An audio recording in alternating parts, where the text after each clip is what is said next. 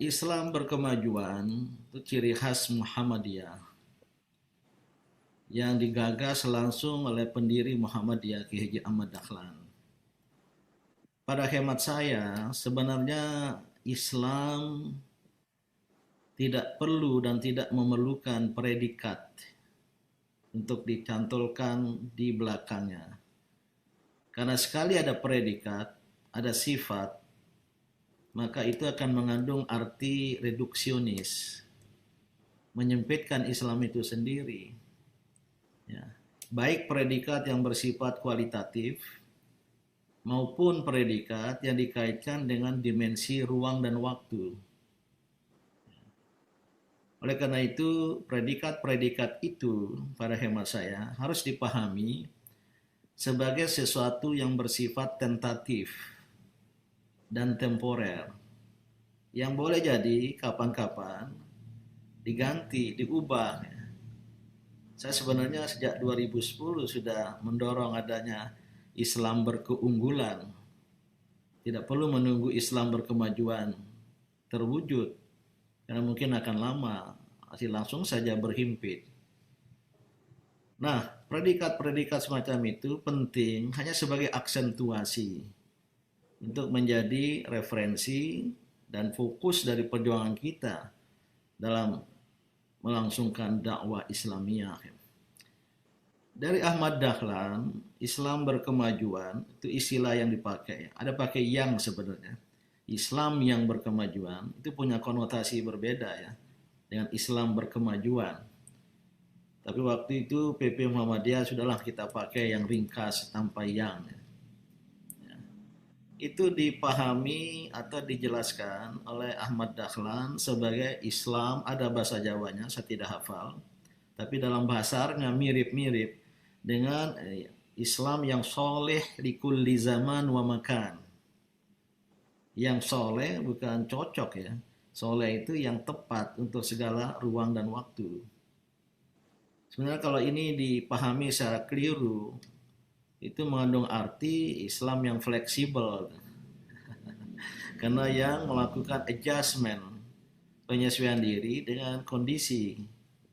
Sebenarnya soleh likulli zaman wa makan mengandung pengertian yang selalu hadir menjawab permasalahan ruang dan waktu gitu.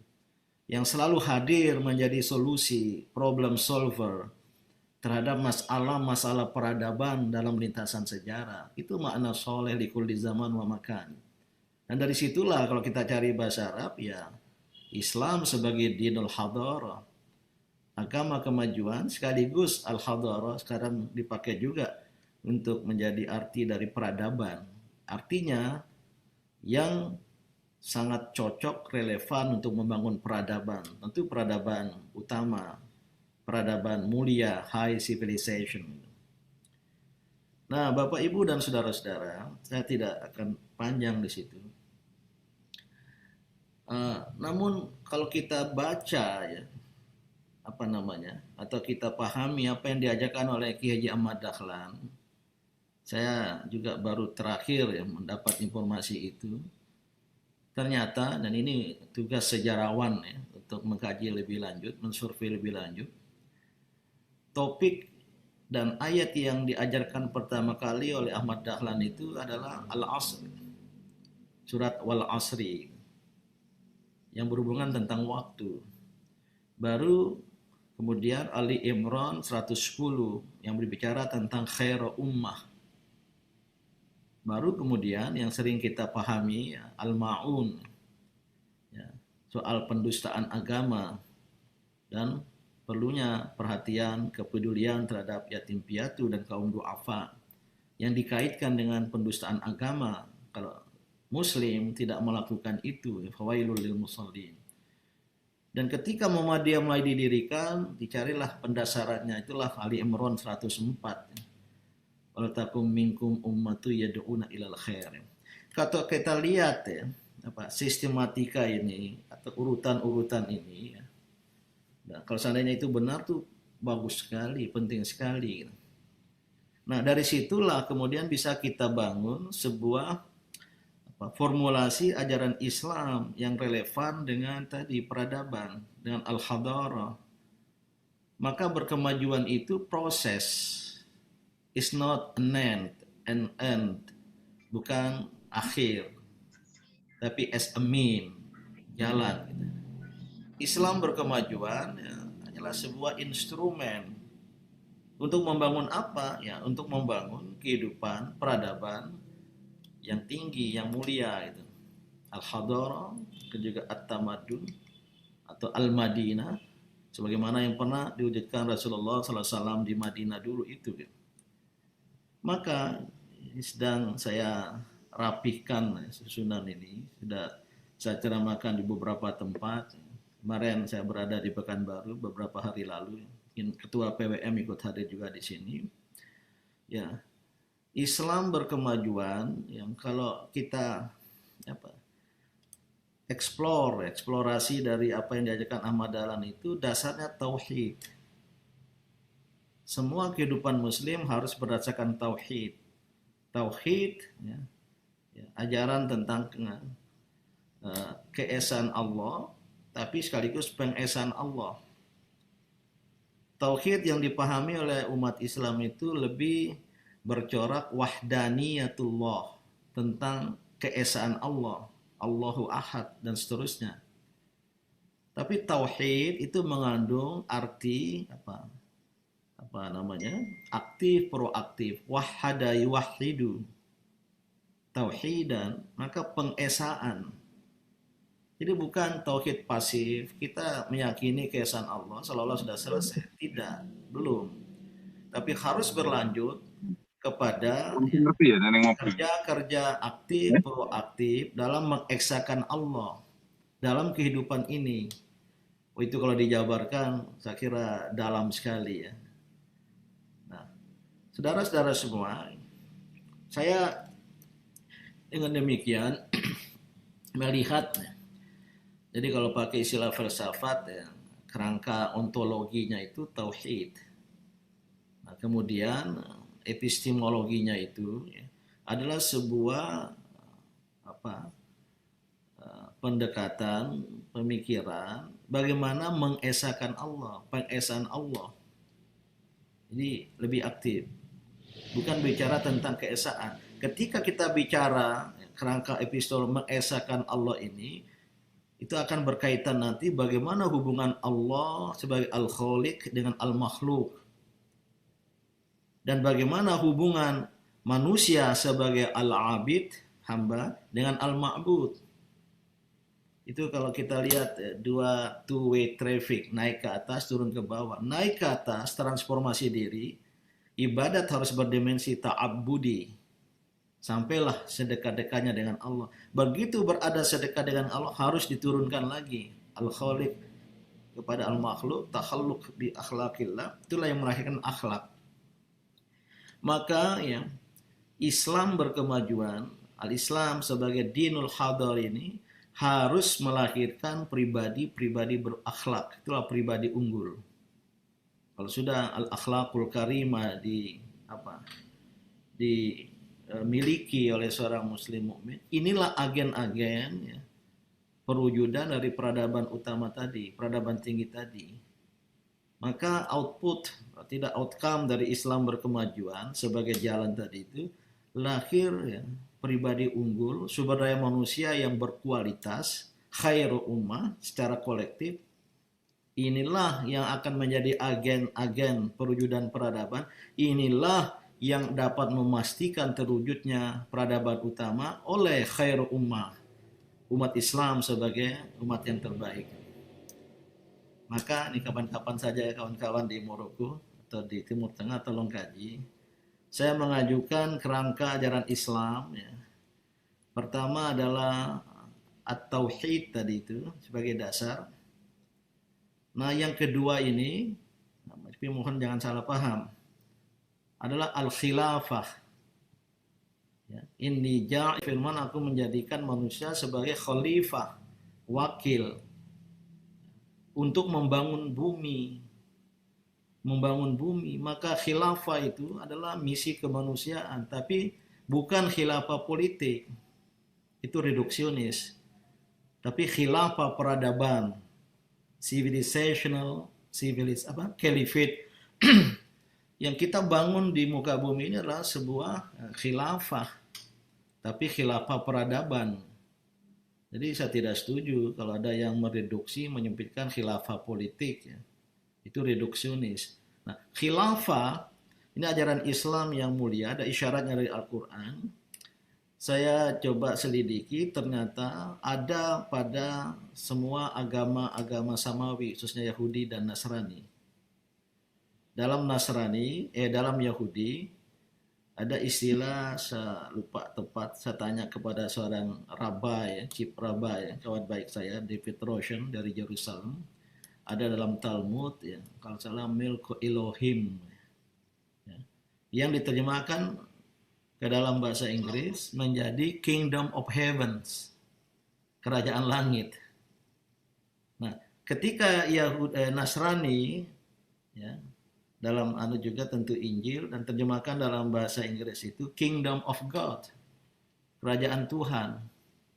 Nah, Islam datang dengan khilafah, khalifatullah, wakil Tuhan yang menggantikan.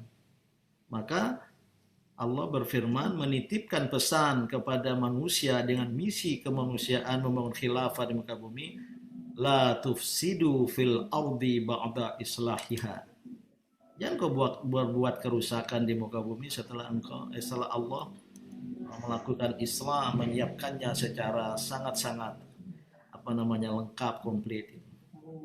Maka saya ingin ajukan, ya, pada tataran ketiga dari sistematika ajaran Islam ini, berdasarkan tauhid kita bercita-cita membangun khilafah peradaban. Sekali lagi, jangan salah kutip kalau ada wartawan dianggap saya nanti pendukung khilafah, justru saya pengkritik khilafah politik, membangun peradaban. Dan pada tingkat ini, membangun peradaban, khilafah peradaban itu tidak hanya bagi kaum beriman, tidak hanya oleh kaum beriman, tapi oleh seluruh manusia. Karena ini ja'ilun fil ardi khalifah. Tidak dikaitkan dengan keyakinan keagamaan. Inilah kerjasama lintas, ya, dialog dan bahkan cooperation among civilization dalam rangka, ya, to build prosperous sifat-sifatnya civilization based on moral values, ya, berbasis nilai-nilai moral. Ya. Maka, ya, yang ketiga setelah khilafah itu pentingnya al-islah, ya, kerja-kerja perbaikan, kerja-kerja pembangunan, kerja-kerja rekonstruksi, kerja-kerja restorasi. Mohon maaf ya, bukan karena saya lihat di antara hadirin ini ada wajah Pak Surya Paloh, ya. Yang memakai foto Pak Surya Paloh, ya. Wah, sudah nggak ada itu. Siapa namanya tadi itu? Besar kemungkinan beliau dari, kalau nggak dari Partai Nasdem, mungkin dari Metro TV, gitu. Memakai foto tersebut. Nah, restorasi. Inilah al-islah. Maka konsep al-islah menjadi muslih sangat sentral di dalam ajaran Islam. Sebelum ayat tentang inni ja'ilun fil ardi khalifah, itu ayat-ayat tentang Islam. Ya. Kunu minal muslihin wala takunu minal mufsidin wala tufsidu fil ardi ba'da islahiha. Ini yang kemudian menjadi amal soleh. Ya, output dari al-islah itu amal soleh, dan amal soleh selalu dirangkaikan dengan iman. Ada kawan ahli tafsir kalau nggak ratusan kali itu alladzina amanu wa amilus solihat, iman dan amal soleh, dan seterusnya. Nah, di mana posisi Islam berkemajuan? Saya melihatnya itu pada ujungnya. Kalau tadi ada kerangka ontologi, epistemologi, ini adalah aksiologi atau mungkin paradigma etik, ya. Tapi lupakanlah istilah itu, ya. Nanti kapan-kapan kita kaji lagi lebih mendalam. Saya melihat ada trisula. Ini istilah dari Bapak Hajrianto, duta besar kita di Lebanon, ya. Trisula Muhammadiyah, tapi bukan kaitan dengan trisula itu. Jadi ada 3 ujung tombak ya, al-islah yang perlu kita lakukan itu. Yang pertama adalah al-asriyah. Kata asar itulah berkemajuan di situ. Jadi haruslah kerja-kerja peradaban yang dinamis, yang maju, ya. Yang kalau kira-kira apa ya? Tadi banyak yang membawa ayat apa namanya? Ahsanu amala tadi ya. Yang berorientasi pada kualitas. Itulah berkemajuan. Islam sangat menekankan kualitas. Alladzi khalaqal mauta wal hayata liyabluwakum ayyukum ahsanu amala. Jadi lebih pada kualitas. Kam min fiatin qalilatin ghalabat fiatan katsiratan biidznillah. Kelompok minoritas bisa mengalahkan kelompok mayoritas karena mereka berkualitas atas izin Allah tentunya gitu. Inilah al-asriyah. Jadi dimensinya itu apa? Quality oriented gitu. Baru nanti yang kedua, sula yang kedua ya, apa itu? Dari kerja-kerja al-islah itu wasatiyah. Ada banyak ayat tentang itu dan kita ingin mengembangkan wasatiyatul Islam. Ya perlu kerja-kerja yang sifatnya apa? Tengahan gitu ya. Saya kurang setuju dengan Islam moderat gitu. Jadi apa? Jalan tengah Islam. Itulah wasatiyatul Islam. Ya. Dan apa yang kita doakan ihdinas siratal mustaqim itu artinya jalan tengah gitu. Jalan lurus sekaligus jalan tengah. Luar biasa sentral itu. Dan ada kriterianya ya, sebagaimana yang kita bahas di Bogor dulu. Saya kira Prof. Maryam kalau nggak salah ikut hadir ya. Saya undang waktu itu. Syekh Al-Azhar dan lain sebagainya yang kita sepakati ya. Apa kriteria dimensi-dimensi dari wasatiyatul Islam ya. Istilah tepatnya itu. Nah, baru yang ke tengah itu tapi orientasi pada aksi. Itu mungkin yang pertama tadi ya. Berorientasi pada aksi seperti yang dilakukan oleh Muhammadiyah sejak awal. Gerakan praksis. Yaitu yang to combine between ideas and action. Itulah praksisme ya. Jadi amalia, jadi kira-kira pakai bahasa Arab ya. Biasanya jamaah termasuk jamaah Muhammadiyah kalau pakai istilah bahasa Arab tuh mantap kelihatannya. Kalau pakai istilah bahasa Inggris mereka reject gitu. Begitu kita cari istilah bahasa Arabnya baru setuju gitu. Dulu waktu kita bahas dakwah kultural ini penuh dengan istilah-istilah bahasa Inggris.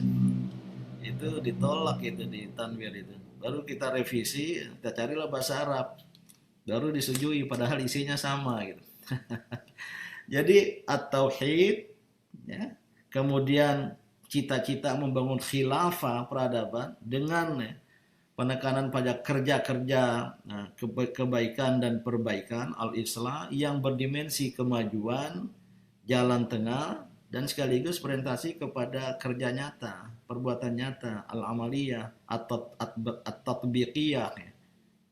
Nah, inilah apa Islam dan saya merenung terakhir, sebenarnya ini yang dilakukan oleh Muhammadiyah sejak kelahirannya, walaupun ya memerlukan penajaman, penguatan pada tingkat-tingkat tertentu sejalan dengan keadaan, terutama kita menghadapi peradaban yang rusak sekarang ini ya, fasadul alam al-mutarakim dan peradaban yang terlalu berwajah antroposentristik, ya.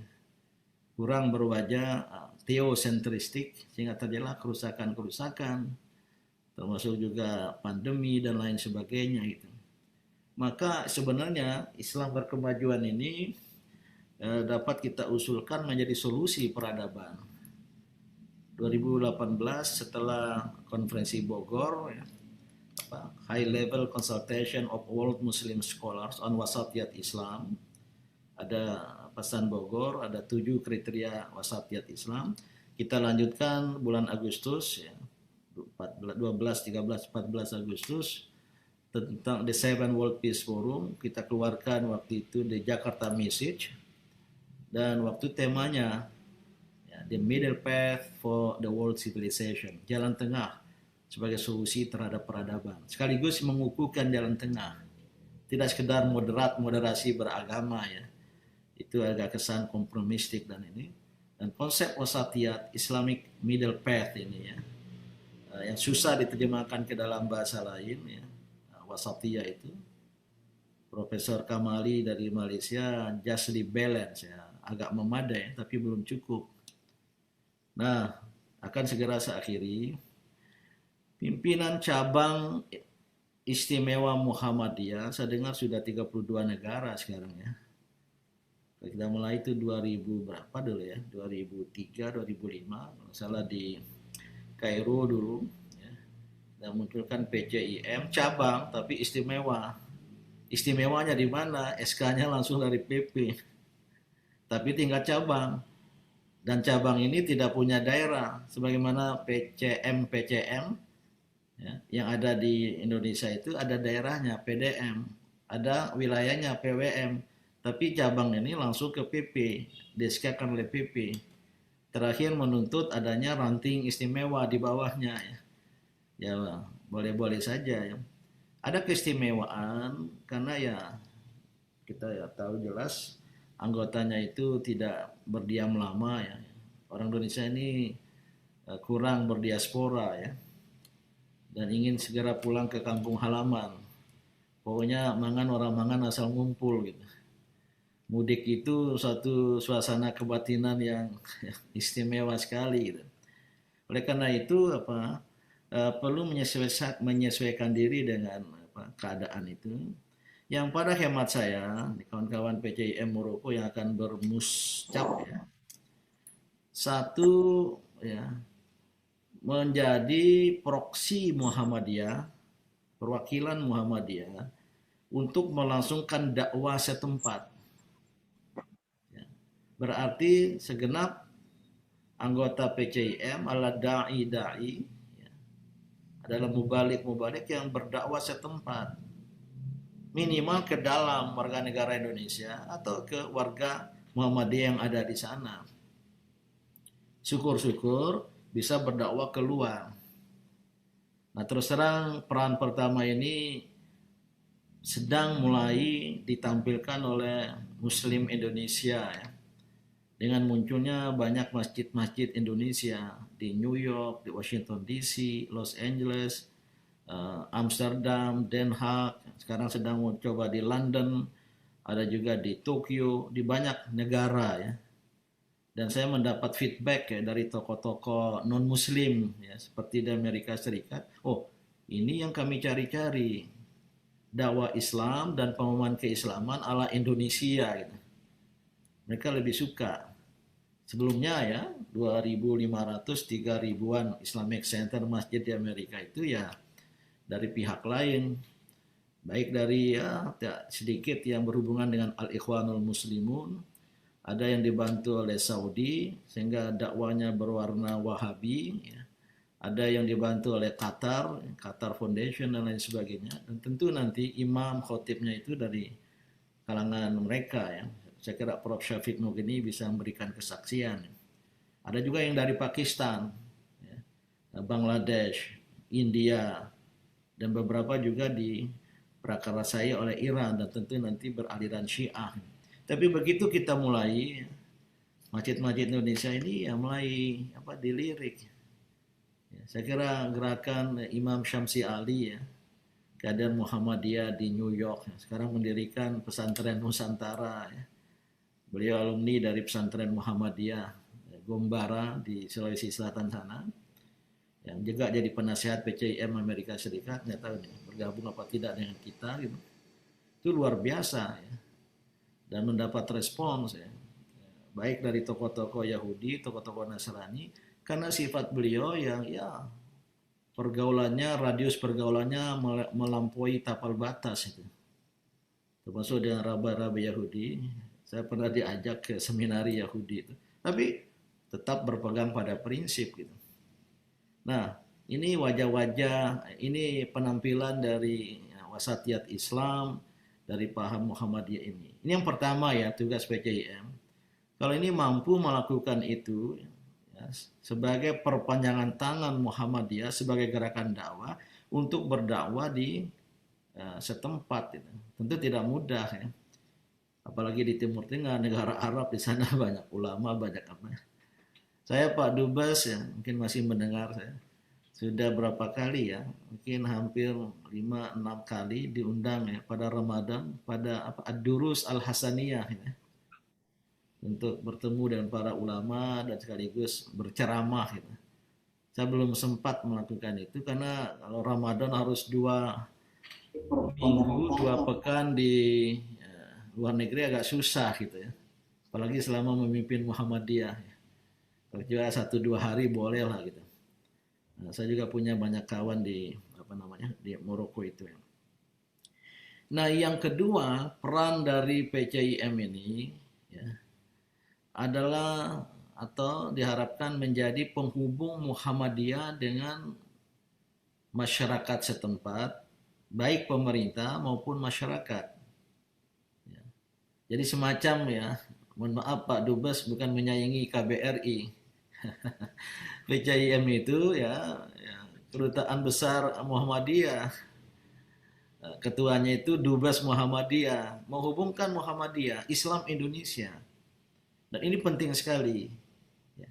Karena selama ini terus terang kita kurang pede ya untuk bergaul secara internasional Islam Indonesia. Dulu kita hanya diundang dalam berbagai konferensi. Terakhir kita sudah mulai mengundang Pak Hashim Musadi dengan apa CSI bukan apa namanya Islamic Conference of Islamic Scholars ya, ICIS ya.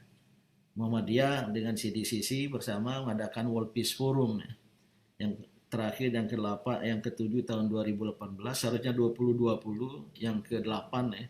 Tapi karena Covid kita tunda, mungkin nanti bersama dengan muktamar ya. Saya akan minta izin kepada PP untuk menyelenggarakan itu oleh CDCC, lembaga yang saya pimpin, Center for Dialogue and Cooperation Among Civilization.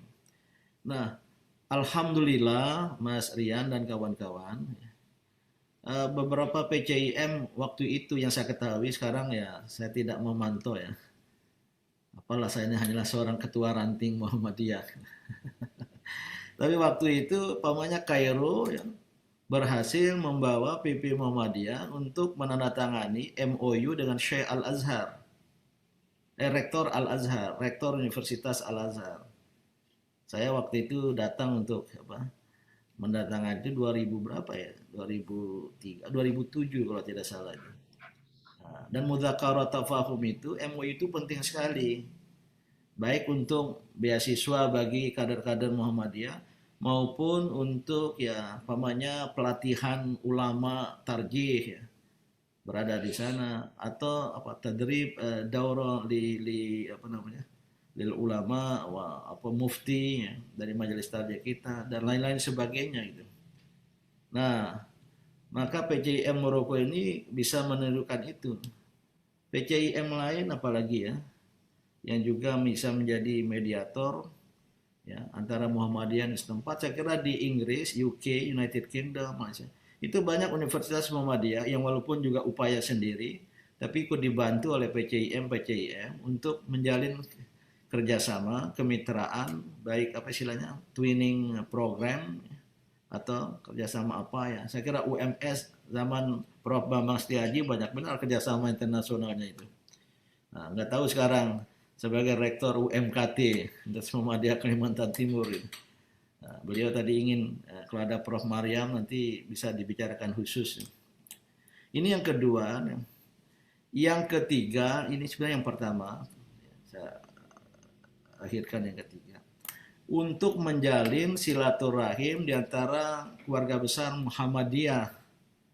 Baik alumni Angkatan Muda Muhammadiyah, alumni sekolah-sekolah dan universitas Muhammadiyah, atau putra-putri dari keluarga Muhammadiyah yang berada di negara tempatan. Untuk bisa dijalin silaturahim, ya, sehingga jangan menjadi anak hilang. Sebelum ada PCIM, itu jadi anak hilang semua. Karena begitu tiba di airport disambut oleh orang lain gitu. Dan itu kerugian bagi Muhammadiyah ke depan. Ini yang sebenarnya yang pertama tugas. Ya. Maka ya, saya ingin akhiri kerja-kerja ini, peran-peran ini maksud saya oleh PCIM, termasuk PCINU. Ya. Ya. Seharusnya di luar negeri ya udah harus menjadi qudwah hasanah untuk bersatu, menjadi al-Ukhuwah al-Islamiyah, al-Wataniyah, al-Indonesia, PCI NU, PCI ya jelas M tadi, PCI Al-Wasliyah, Persis, banyak itu. Termasuk juga yang berbasis alma mater ya. Saya kira di Maroko ada IKPM, Ikatan Keluarga dan lain sebagainya gitu. Ini kalau bisa bersama-sama di luar negeri. Ya. Berapa minggu lalu saya diundang oleh PCIM Rusia ya. Ternyata acara semacam ini itu berkolaborasi dengan PCINU gitu. Nah, itu menarik. Nah, bersama-sama mengembangkan dakwah Islamnya menurut pemahaman alam pikiran Muslim di Indonesia, apalah istilahnya ya, eh, mungkin juga tidak terlalu ditonjolkan, keluar keluar ke dunia gitu, karena ada keperluan ya, ada keperluan dunia Islam pada satu corak pemahaman keislaman gitu. Mohon maaf, ala Muhammadiyah, ala Indonesia. Ini yang belum maksimal kita lakukan. Saya sebenarnya mendorong kalau bisa pemerintah Indonesia lewat Kementerian Luar Negeri, lewat perwakilan-perwakilan kita di mancanegara itu bisa kemudian mendorong dan sudah banyak dilakukan sebenarnya KBRI maupun KJRI untuk mainstreaming pemahaman keislaman seperti yang berkembang di Indonesia. Ta'mim al-fikril islami, al-fahmil islami, sebagaimana yang ada di Indonesia, yang menurut emas saya tadi, yang al-asriyah, yang awasatiyah, ya, dan seterusnya itu tentu sesuai dengan keadaan. Saya dapat memberikan testimoni ada keperluan seperti itu. Ya, ada keperluan seperti itu. Waktu konferensi di Bogor, hampir para ulama itu memuji, karena salah satu kriteria wasatiyat Islam itu asyura, cenderung bermusyawarah. Kami iri dengan umat Islam, Muslim, Muslimat di Indonesia itu yang punya kecenderungan musyawarah. Berbeda dengan di kami, saya nggak usah sebut negara mana. Itu sumbu pendek. Kalau ada apa-apa, akhirnya bunuh-bunuhan. Sebagaimana Pak Dubes isyaratkan tadi itu. Walaupun dalam hati saya, di Indonesia juga tidak sedikit yang bersumbu pendek gitu. Yang main pokoe ya, dan menebarkan okol daripada akal. Gitu. Tapi kan itu ya bukan arus utamanya. Bukan mainstream. Oleh karena itu, poin terakhir saya ini, ada keperluan. Dan ini harus kita rancang secara sistematis, secara strategis bersama-sama mungkin MUI, Ormas-ormas Islam dan kawan-kawan semua, adik-adik semua yang berada adalah ujung tombak dari ta'mim al-fikril al-islami al-Indonesi, kira-kira demikian ya.